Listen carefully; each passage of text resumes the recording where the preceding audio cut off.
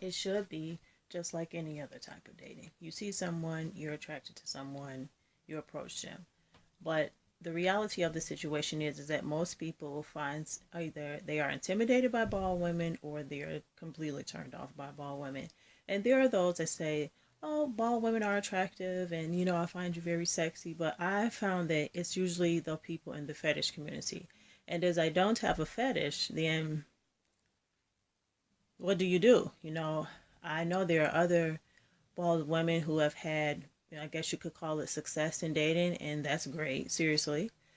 But for the most part, I believe that bald women are fetishized, and to a point, yeah, anyone likes to be given a compliment or be called sexy, but it's my experience dating as a bald woman is that what's a date?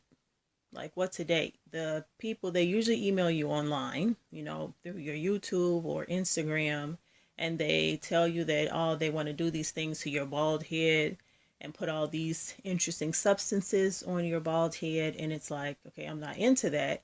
And then they tell you that basically, if you don't want to do things that please them, then that means you're boring. And it's like, what? And then they ask you to do things that you know that you wouldn't do, and that makes it just like any other relationship when you are being pressured to do something that you don't want to do, or you're being twisted to do something that you do but you wouldn't do it in that way. And what I mean by that is there's no secret that I'm very comfortable with posting erotic videos or things of that nature, but there are certain things that I don't want to do because I'm not comfortable doing them. And I found that the individuals, because they're not men, the individuals who approach me want to take that and say, well, if you're free with your body, then you'll be willing to do this. And it's like those things are not the same. They are not the same. Nudity is not promiscuity. Nudity is not